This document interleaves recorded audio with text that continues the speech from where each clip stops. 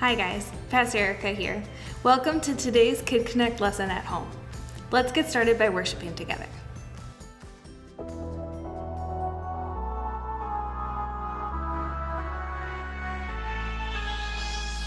When my world feels like it's shaking, when my heart feels like it's breaking, walking over waves can be hard to do.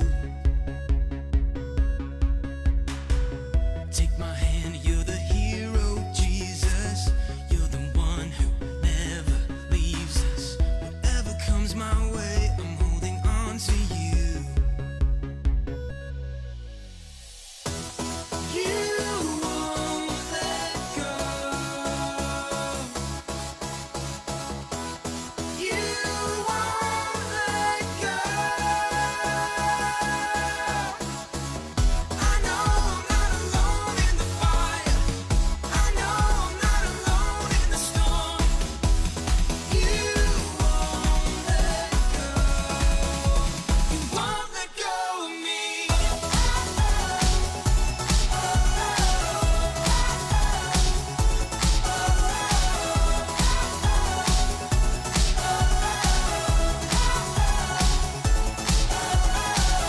When the world around me's changing, when my heart feels what I'm facing, standing in the flames can be hard to do. Take my hand, you're the hero, Jesus. You're the one who never leaves us. Whatever comes my way, I'm holding on to you. You won't let go. You won't let go. I know I'm not alone in the fire. I know I'm not alone in the storm. You won't let go. You won't let go of me. You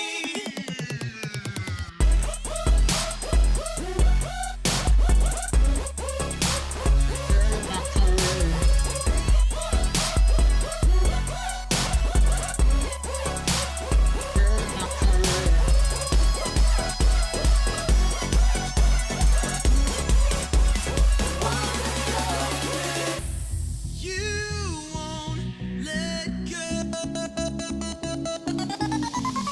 You won't let go.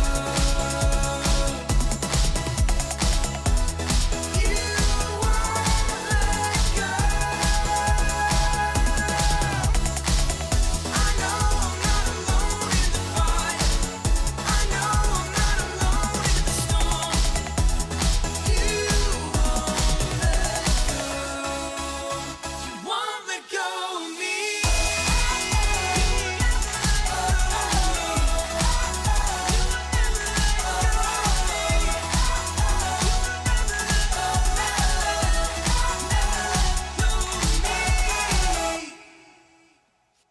Well, I have some news for you guys.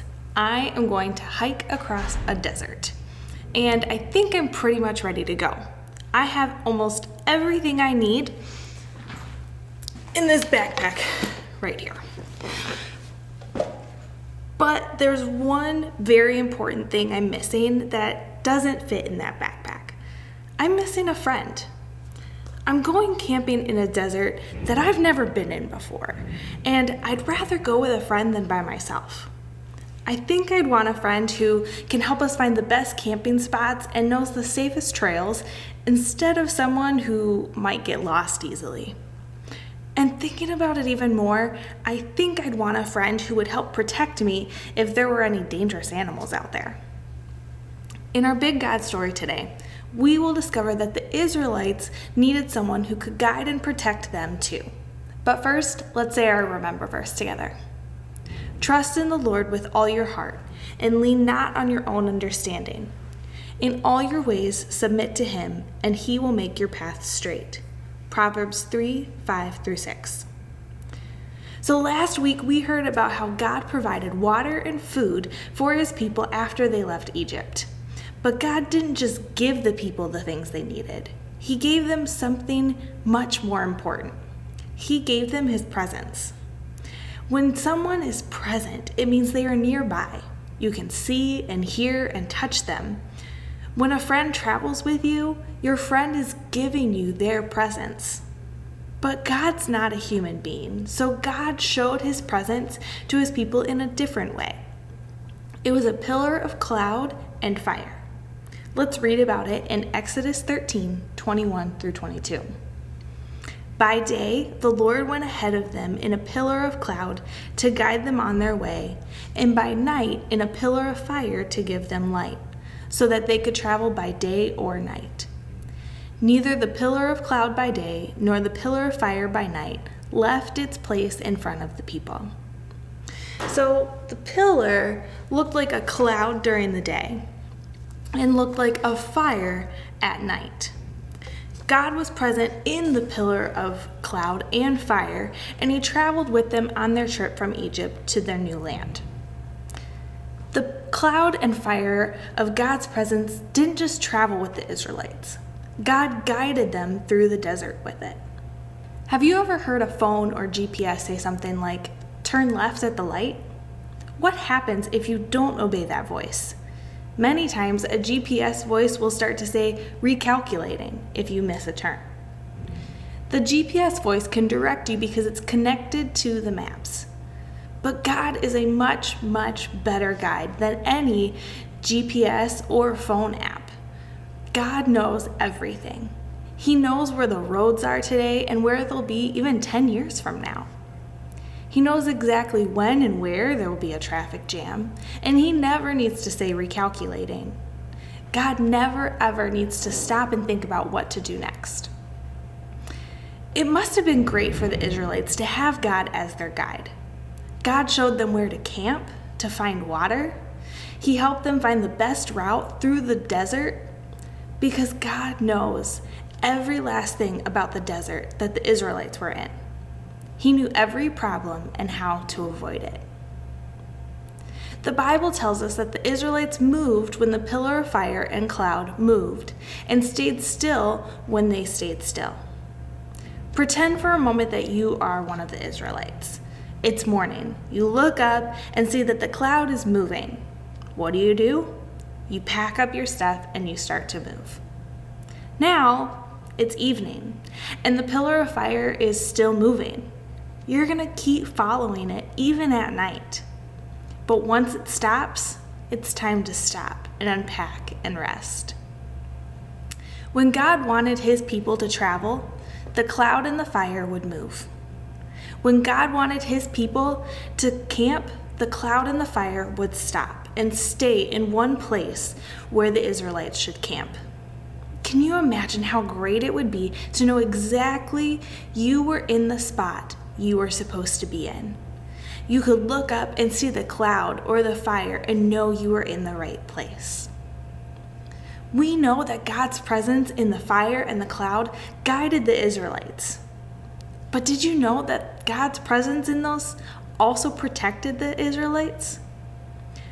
Do you remember what happened when the Israelites needed to cross the Red Sea? Pharaoh's army was chasing them, and the Israelites were afraid they might be captured or killed.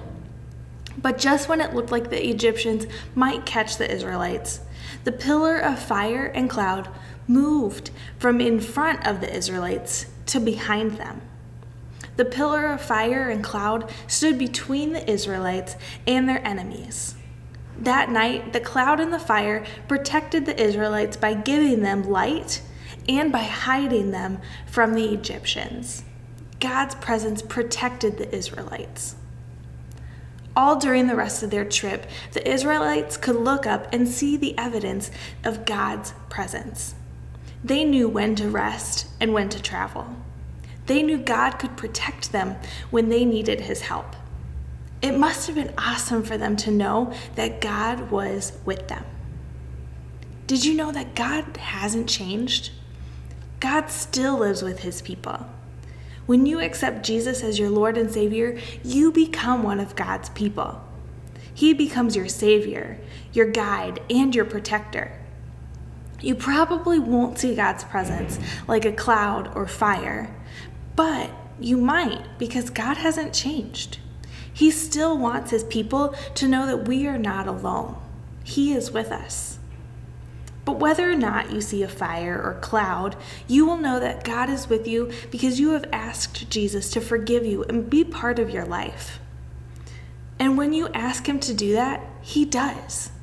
Just as the pillar of fire and cloud didn't leave the Israelites alone in the wilderness, once you ask Jesus to forgive you and be in your life, he will never leave you alone. God guides and protects. He does that for you, for your family, and for your friends and everyone who has asked Jesus to be in their lives. They've made the decision to follow Jesus. And if you haven't made that decision, today you can do that. It's the best decision that you will ever make because that means you will get to spend forever with God in heaven one day. So I hope you remember this week that you are never alone because God is with you and he guides and protects you. Have a great week and I'll see you next time.